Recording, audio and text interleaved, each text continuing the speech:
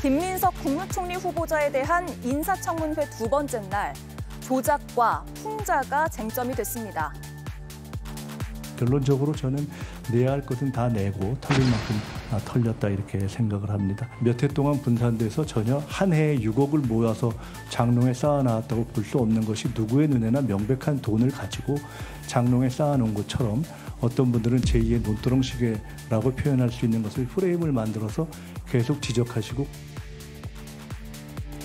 최근 5년 동안 결혼식과 장인상, 출판기념회 2번을 치르면서 6억의 수입이 있었던 것인데 단기간에 6억을 받아서 이 돈을 몰래 쌓아두고 쓴 것처럼 표현을 했다는 겁니다. 그러자 주진우 의원은 조작이 아니라 풍자였을 뿐이라고 반박했습니다. 제가 표현을 썼습니다. 직관적으로 아신 게 쟁여놓은 금액이 6억이나 된다는 표현을 썼어요. 쟁여놓다는 표현이 뜻이 뭡니까? 한꺼번에 받았다는 뜻 아닙니다. 보십시오. 후보님, 보세요. 따로 떼어놓아 보관하다는 뜻이에요. 특히 몰래 감추어두는 경우에 주로 사용한다. 6억을 쟁여놨다라고 하는 거는 조작입니까? 아닙니까? 두 번째 글은 솔직히 말씀드려서 좀 국민들이 쉽게 아시라고 좀 재밌게 쓰려고 정치 풍자적으로 썼습니다. 이 정도 풍자의 영역은 저는 허용된다라고 생각해요. 그러자 또 다른 반박이 나왔습니다. 주진우 의원이 유튜브를 통해서 나쁜 장난을 치고 있다는 겁니다. 유튜브에 주진우의 이슈 해설, 장롱 속 현금 6억 총리 후보자 물음표. 국민들께서 보시면 됩니다. 누가 장난을 치고 있는 건지. 누가 이 문제를 검사들이 조작을 위해서 프레임을 먼저 씌워놓고 작업을 쳐서 그 사람의 문제가 나올 때까지 파고 파는 특수통 검사들의 나쁜 장난질을 누가 하고 있는가? 저는 국민들께서 판단해 줄 거라고 봅니다. 이런 프레임 논쟁 속에서 국무총리 후보자에 대한 야당의 정책 검증은 더 깊게 나아가지 못했습니다.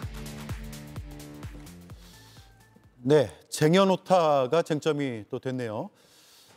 제가 국어사 사전을 찾아보니까 쟁이다가 표준어 원형이고요.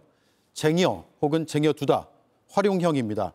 주진우 의원이 띄운 저 화면은 오픈 사전이거든요. 네이버의 오픈 사전. 오픈 사전은 사용자들이 참여해서 각자의 견해를 밝히면서 그 뜻을 풀이하는 것이 네이버의 오픈 사전이고, 국립국어원의 표준 국어 대사전을 보면 쟁이다는 물건을 차곡차곡 포개어 쌓아두다가 표준어입니다. 뜻이요. 워낙 쟁점이 됐길래 궁금해하실 것 같아서 제가 확인한 바를 말씀을 드리겠습니다. 쟁여놓다는 옆에 오픈 사전이라고 되어 있죠. 표준 국어 대사전의 정의가 아니라는 점 제가 말씀드리고 시작을 하겠습니다. 자, 오늘 이틀째 김민석 총리 후보자의 청문회가 이어지고 있습니다. 이 시각 현장을 잠깐 보겠습니다. 네, 아직 준비가 안 됐다고 하는군요. 잠시 뒤에 전해드리도록 하고요. 김민석 후보자가 오늘 둘째 날 소회를 묻자, 이 시각은 청문회가 정회인 상황입니다. 자, 청문회 소회를 묻자 내야 할 것은 다 내고 털릴 만큼 털렸다고 말을 했고요. 표적 사정, 정치 검찰을 언급했는데 들어보겠습니다. 야당 의원님들이 수상한 자금이다 이렇게 표현하시는 대부분은 아주 쉽게 정리하면 첫째는 저에 대한 표적 사정에서 시작됩니다. 세비와 세비 외 수입으로 추징을 갚았고 사적 채무를 일으켜서 증여세를 정리했습니다. 제2의 논두렁시계라고 표현할 수 있는 것을 프레임을 만들어서 계속 지적하시고 과거에 봤던 정치검사들의 조작에 해당하는 경우에는 모르겠지만 청문회에서 통상적인 국회의원들이 하는 것은 아닌 것 같다. 네, 제2 논두렁시계 표적 사정 어떤 취지라고 판단하시는지 또 그에 대한 입장이 어떤지 차례로 들어보겠습니다. 예, 실제로 이틀째 청문회를 하고 있는데 새로운 내용은 거의 나오고 있지 않습니다. 그래서 이틀까지 해야 되나라는 회의론적인 시각들도 있는 것인데요. 실제로 지금 그 김민석 후보의 여러 가지 정치자금 문제, 그것을 소명하는 과정에서 수익과 지출 내역들이 어제 새로운 얘기들도 나왔고, 그러면서 증빙이 되냐 안 되냐의 공방만 지금 지지부진하게 되고 있다. 그런 면에서 쟁여놓다, 쟁의다. 국민들이 봤을 때는 청문회에서 아 정말 김민석 후보가 집에 장롱에 6억 원을 쌓아놓고서는 신고도 안 한 거 아니야?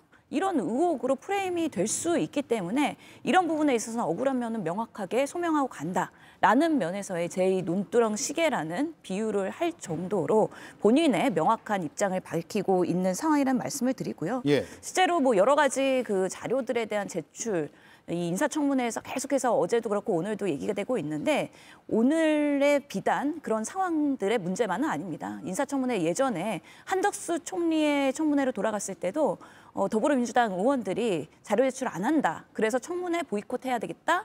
그래서 청문회 열고 40분 만에 정의된 적도 있습니다.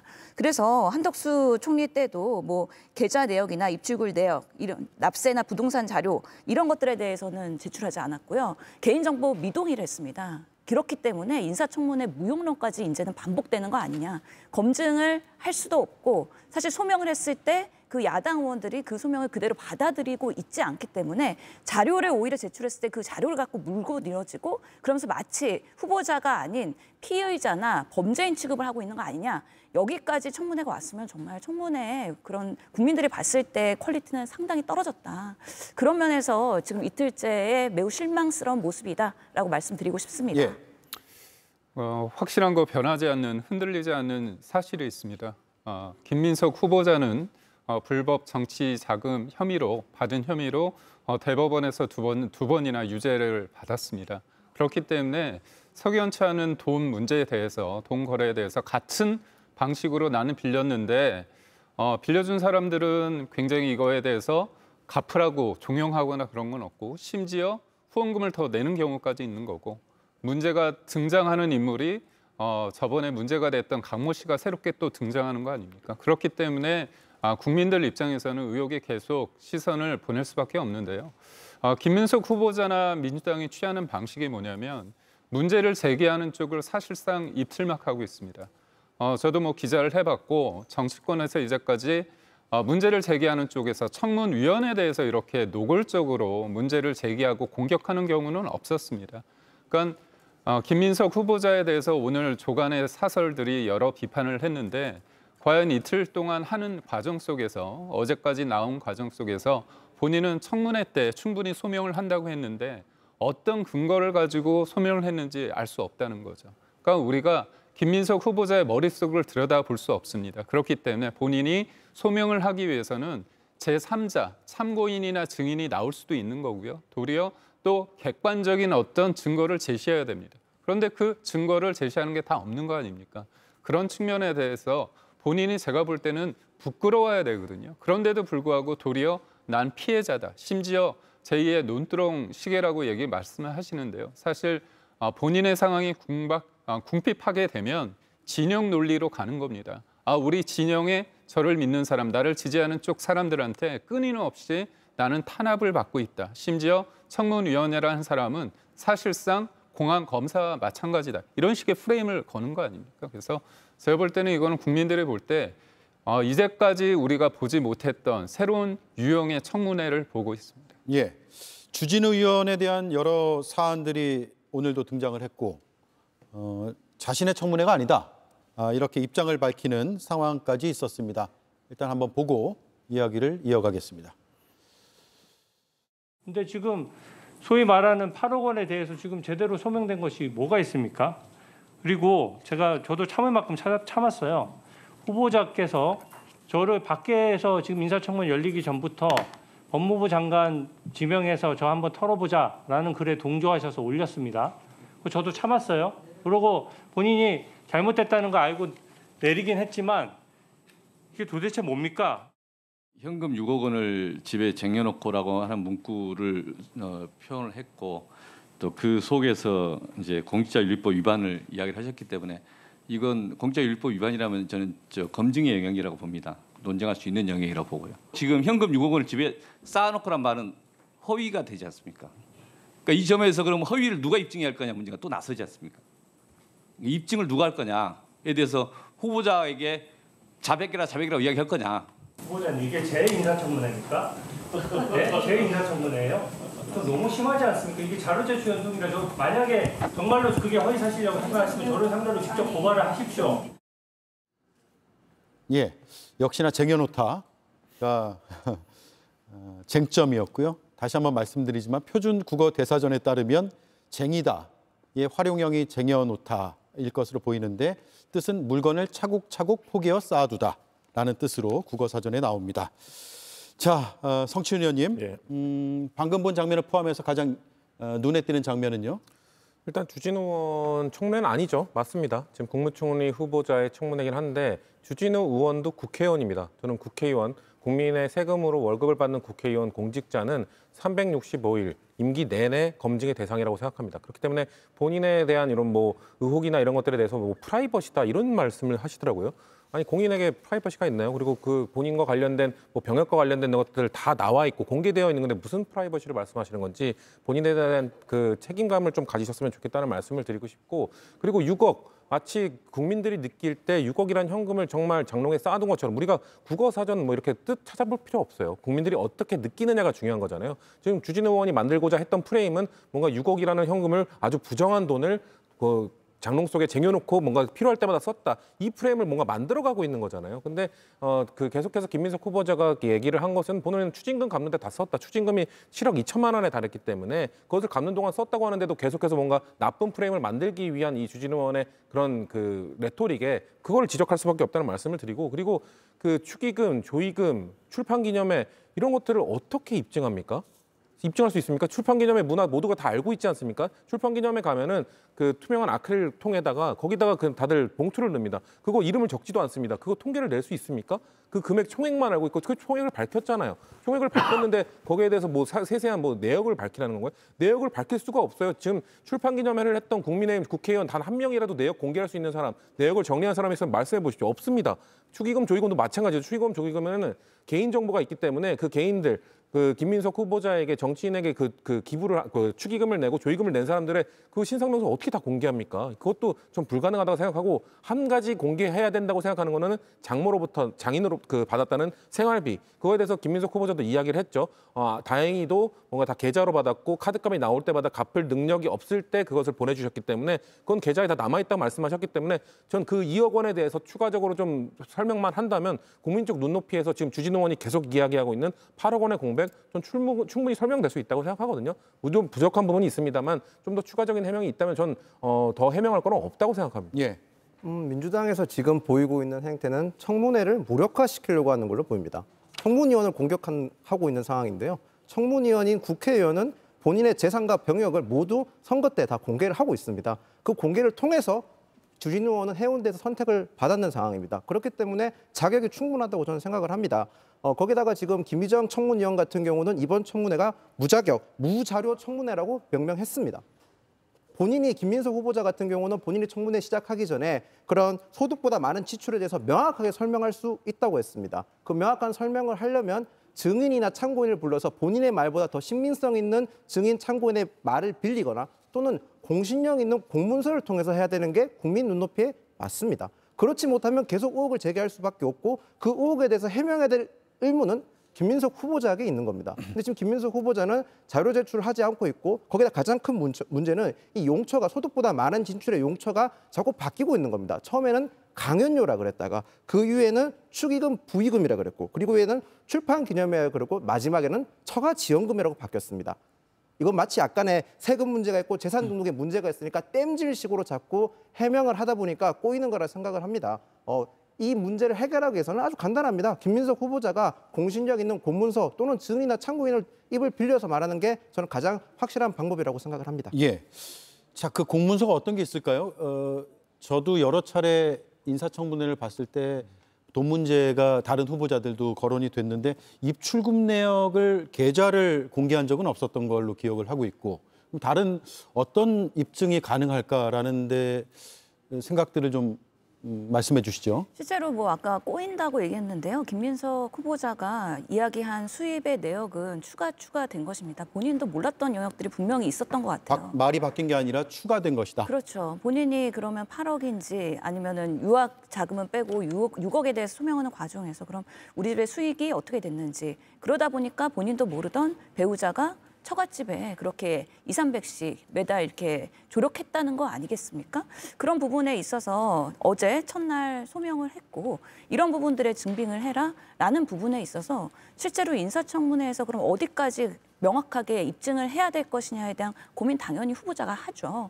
그런데 그렇다면 입출금 계좌 내역이나 아니면 납세 내역이나 이런 것들에 대해서 내야 될까 당연히 검토를 했을 거라고 생각하고요. 근데 아까 말씀드린 것처럼 한덕수 총리 인사청문회를 생각하시면 됩니다. 그때 개인정보 동의 안 했고요.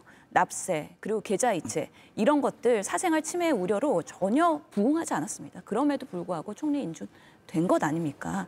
그렇기 때문에 김민석 후보자한테만 이렇게 과도하게 요구하는 국민의힘이 일관성과 형평성이 있는 것이냐 했을 때는 사실은 할 말이 없는 것이죠. 그래서 이런 부분에 있어서 소명을 하는 건데 사실은 뭐 한덕수 총리처럼 지난 4년간 뭐 정관예우로 19억을 받았다? 그런 것도 아닙니다. 지금은 사실은 살림이 어려워가지고 채무가 있었고 그런 것들을 조달하는 과정에서의 뭐 증여가 있었던 부분들이 있는 것인데 그런 부분을 갖고 이렇게 털어대는 것이 본인도 이제 털릴 만큼 털렸다. 그리고 소명할 만큼 소명했다라고 국민의 판단을 기다리고 있는 것으로 보입니다. 예. 그럼 우선적으로 그 처갓집 장모님으로부터 이제 돈을 한 2억 원 쪽 받았다 이렇게 말씀을 하시는데 김민석 후보자가 그 관련된 의혹을 했을 때 처음에 아들 관련해서 본인은 아빠 찬스 의혹이 좀 불거지지 않았습니까? 근데 뒤늦게 배우자를 통해 가지고 장모님으로부터 돈을 받았다는 걸 뒤늦게 인지했다고 말씀을 하시는데 이 돈 문제 관련해서 문제가 불거진 게 하루 이틀이 아닙니다. 제가 알기로는 한 10여일 되지 않았습니까? 그렇다면 제가 만약에 김민석 후보자의 배우자라고 한다면 이 8억 원에 대한 공방이 오고 갈 때 남편한테 얘기를 했겠죠. 근데 그런 얘기가 항상 말이 더해지는 겁니다. 그렇다면 근데 모든 것들이 참 재미있는 게 뭔가 증명하기가 참 어려운 상황으로 빠져 들어간다는 거죠. 그런 측면에 있었을 때 관련된 일부 보도에서는 김민석 후보자가 그 장모로부터 2억 원을 받았으면 증여세를 내야 됩니다. 본인은 증여세를 냈다고 하는데 인사청문 위원들한테 이제 자료가 오지 않습니까? 납세 내역은 당연히 오는 건데 그 부분에 돈을 냈다, 세금을 냈다는 그 자료는 또 없다는 거 아닙니까? 그렇다면 본인은 뒤늦게 장모로부터 돈을 받았다고 하는데 그리고 본인이 그 증여세 관련해서 납부했다고 하는데 그 증거가 또 없다는 거 아닙니까?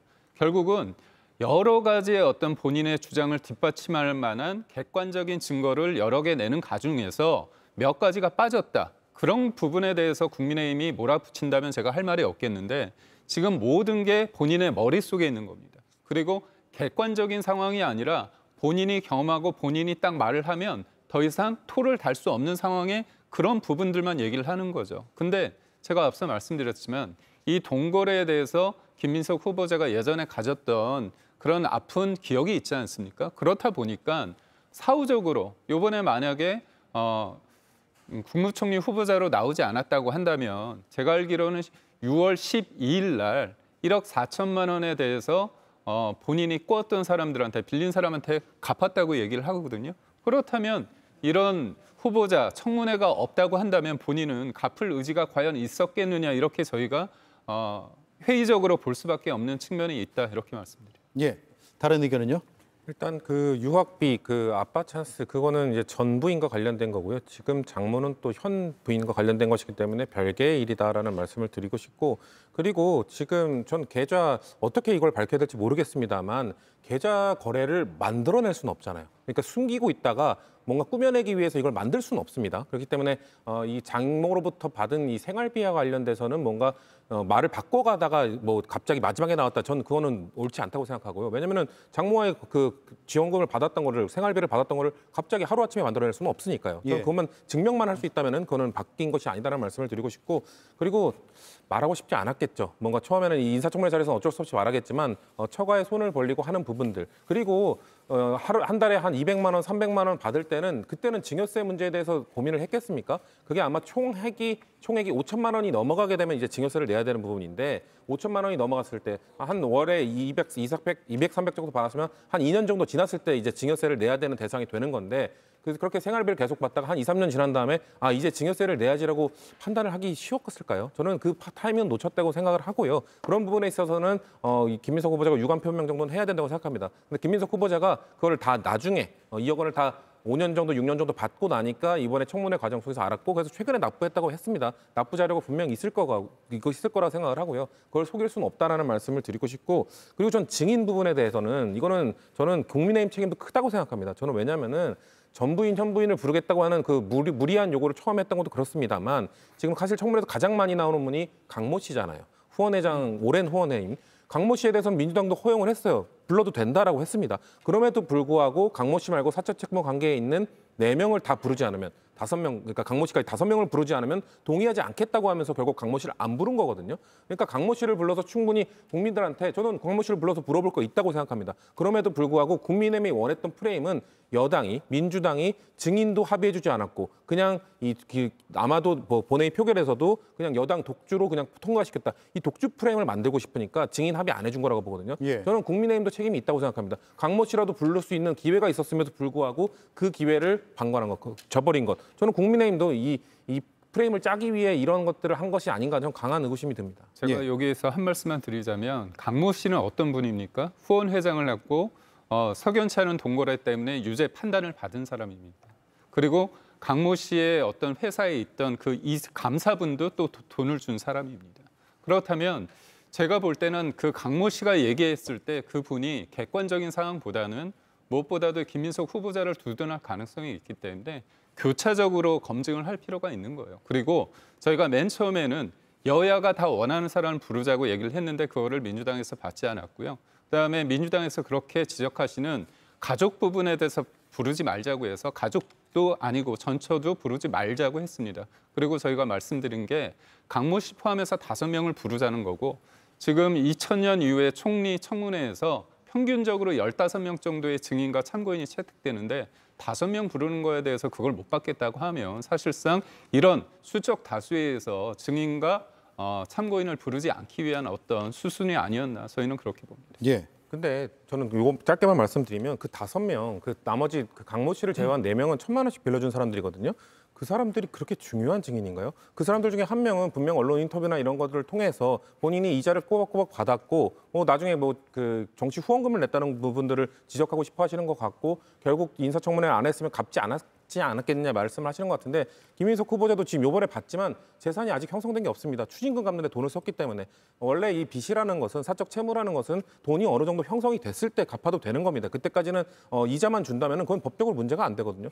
그러니까 자꾸 주진우 의원 얘기가 나오는 거죠. 수십억 자산 가면서 왜 사적 채무가 있습니까? 이런 문제를 지적할 수밖에 없는 것이 왜 김민석 후보자가 뭔가 불법적으로 재산을 형성한 것도 아니고 지금 형성된 재산이 있는 것도 아닌데 왜 사적 채무자 1,000만 원씩 빌린 사람을 부르지 않으면은 그 강모 씨를 부를 필요도 없다. 이런 식으로 하는 것 자체가 저는 하나의 프레임이라고 생각한다는 겁니다. 네. 지금 김민석 후보자가 처가로부터 2억에 대해 돈을 받았고 그걸 증여세를 냈다고 얘기하고 있는데요. 제가 방송 직전에 국민의힘 청문위원 쪽에 연락을 해보니 아직까지도 그 증여세 자료는 받지 못했다고 했습니다. 그 자료를 일단 내시는 게 저는 최우선적으로 가장 빠르게 해명할 수 있는 부분인데 그 자료를 내고 있지 않는 거는 여러 가지 의혹들을 날 수 있는 거고 국민의힘 의원들 입장에서는 지속적으로 문제 제기를 할 수 있다 이렇게 생각을 합니다. 그리고 가족을 증인으로 신청한 부분 저도 100% 올바른 결정은 아니라고 생각을 하지만 우리나라에서 공직자의 가족에 대해서는 가족들이 어느 정도 책임을 질 수밖에 없는 여건이 마련돼 있습니다. 그래서 문영배 헌법소장 같은 경우도 최근 언론 인터뷰에서 본인의 가족이 힘들었지 않느냐는 질문에 대해서 그것이 공직자 가족의 운명이다라고 답을 했습니다. 거기다가 이 김민석 후보자의 가족들이 청문회 증인을 끌어들일 수밖에 없는 것은 김민석 후보자가 해명하는 과정에서 본인의 가족과 계속 관련돼 있다는 얘기를 했기 때문에 어쩔 수 없는 상황이었다. 저는 이렇게 말씀드리겠습니다. 인사청문회에서 증인이 한 명도 출연하지 못한다. 이거는 안타까운 일이죠. 나쁜 선례를 만날 수 있기 때문에 이번에 김민석 후보자도 발언한 것처럼 본인의 그런 정치 자금법 위반했을 때 그 조작한 검사까지도 증인으로 부르고 그 후원한 기업가도 불렀으면 좋았을 텐데 불발된 거에 대해서 아쉬움을 표명을 했습니다. 그렇다면 왜 증인 협상이 안 됐을까? 됐을까? 그 과정을 보면 실제로 뭐 민주당만의 그런 과실은 아니라고 보입니다. 결국에는 그 국민의힘에서 특히 야당이 인사청문회는 꽃이죠. 그렇다면 전략을 제대로 짰어야 되는 건데 처음에 가족이라 하는 거 부를 수 뭐 검증 대상 될 수 있다고 봅니다. 그런데 이례적으로 전 부인과 현 부인이 있었잖아요. 그리고 지금 봤을 때는 전 부인에게 그렇게 사이가 좋거나 편하게 연락해서 자료를 달라고 할 수 있는 상황도 아닌 것으로 보입니다. 그런데 무리하게 전 부인에 대한 그런 증인 요구를 했었고 또 여러 자료 요구 보면은 지금 아들의 학교 성적표까지 요구를 했다는 거예요. 그러니까 사실은 인사청문과 직접적인 관련 없는 것들을 무리하게 요구하다 보니까 오히려 이런 부분에 있어서 국민의 역풍 받은 거 아니냐라는 부분이 있고요. 결국에는 증인 협상 과정에서 막판까지 표결로 가려고 하는데 위원장께서 표결까지 가는 건 아니다라고 해서 불발되면서 한 명도 부르지 못한 건데 결국에는 인사청문회가 계속해서 반복될수록 무용론으로 갈 수밖에 없고 이런 선례가 반복될 수 있다. 아까 증여 씨 말씀하셨는데 한덕수 총리도 납세 증명 안 냈다니까요. 그러면서 요구하는 것도 일관성이 없다. 그러면서 계속 이런 방식으로 인사청문회 갈 것이냐도 같이 고민해볼 문제이다라고 생각을 합니다. 짧게만 언급하겠습니다. 지금 여당이 된 민주당이 한덕수 당시 총리 후보자에 대해서 자료를 내라고 한 게 190건입니다. 그리고 이번에 김민석 후보자가 저희 야당에서 증거를 내라고 한 게 97건인데 그중에서 7건을 냈다고 합니다. 근데 사실상 유임이 한 거는 2건인데 그 2건은 본인이 재판을 받았을 때 사건 번호가 있고 사실상의 판결문이라고 합니다. 그거는 이미 공적으로 다 드러난 거기 때문에 낸 게 아무것도 없다는 거죠. 그래서 저도 그렇습니다. 저희가 이제 집권 여당일 때와 지금 야당일 때 다르지만 어느 정도의 전투력을 지금의 민주당이 야당 시절에 보여줬는지는 뭐 많은 분들이 기억하고 계실 거라 봅니다. 그 자료 요청 건수는요. 실제로 지금 청문위원들이 지금은 여당 의원들이 많습니다. 그렇기 때문에 아무래도 요청 건수의 그 한덕수 총리와 지금의 비율은 다를 수밖에 없다는 말씀드리고 실제로 김민석 후보도 이런 자료를 낼 수도 있지만 실제로 고민을 했다는 거죠. 출판기념회에서의 수익, 그런 여러 가지 조의금, 축의금에서의 수익을 어디까지 공개해야 되느냐. 그 공개를 했을 때 정말 인사청문회가 순리대로 소명이 되느냐 아니면 많은 출판기념회를 하고 있는 야당을 포함한 의원들한테도 앞으로의 그런 데미지가 있을 것이냐에 대한 고민을 하면서 내지 않았다라고 설명을 했기 때문에 이런 부분도 국민들께서 판단하실 거라고 봅니다. 자, 의혹과 그에 대한 반박 그리고 자료 제출 문제, 증인 문제까지 짚어봤고요. 자, 오늘 이제 이틀로 끝납니다. 그러면 여야 합의로 청문 보고서가 채택이 될지 아니면 야당은 참여하지 않을 것인지에 대한 쟁점이 남아 있게 됩니다. 대통령실에서는 낙마 사유는 없을 것이다라는 입장을 오늘 오전에 언론을 통해서 볼 수가 있었고요. 일단 국민의힘의 송원석 원내대표의 입장은 오늘 오전에 분명했습니다. 들어보겠습니다. 일반적인 경우라면 한 건만 있어도 사실은 검증에서 탈락 사유가 되지 않았을까. 총리 후보자의 합법적인, 합리적인, 적절한 해명이 또 자료가 정빙이 나타나지 않는 한 이미 국민검증에 탈락해왔다. 청문 보고서를 합의해서 채택하지 않을 것이다라는 입장을 분명히 한 것으로 보입니다. 그렇게 될 경우에 향후 여론은 어떻게 움직일 것인가가 궁금해지는 부분인데 어떻습니까? 상관없습니까? 아니면 야당이 참여하는 게 그래도 나은 겁니까? 아무래도 그 첫 번째 국무총리 인선이고 인사청문회이기 때문에 여야가 합의를 통해서 보고서가 채택된다면 훨씬 더 좋은 결과 그리고 이재명 대통령 정부가 훨씬 더 탄력을 받고 뭐 실력과 유능함으로써 이렇게 활동을 할 수 있는 상황이 마련될 텐데요. 한덕수 총리 때는 어땠나요? 당시에 합의로 채택이 됐었나요? 그럴 때 제 기억으로는 표결을 했었고 그때 인준되는 걸로 저희가 본회의에서 통과됐던 걸로 기억을 합니다. 그래서 첫 번째 총리였고 또 한덕수 총리의 그런 연륜 그런 부분을 사서 처음부터 발목 잡게 하지 말자. 윤석열 정부에 있어서 야당으로서의 어느 정도 첫 번째는 허용을 해줬던 좀 아량이 있었던 걸로 저는 기억을 하거든요. 그런데 이번에 보고서 채택이 될 것이냐 했을 때는 사실 저도 좀 그렇지 않을 가능성이 높다라고 판단이 되고 아무래도 이재명 정부의 첫 번째 그런 보고서 불발이라고 하면 부담은 되는 부분인데 그럼에도 불구하고 더 본인의 그런 야당에서의 비판을 겸허하게 수용하고 그러면서 총리로서의 제대로 된 역할 그리고 역량 그리고 야당원을 더 존중하는 그런 경청하는 업무 이런 모습들로 극복을 해야 되지 않을까라는 생각을 합니다. 예. 지금 보면은 한덕수 당시 후보자에 대해서 당시 야당에서 여소야대 국면에서 청문 보고서를 채택하지 않았습니다. 그리고 본회의는 통과됐죠. 왜 그렇습니까? 본회의는 그때 통과는 됐습니다.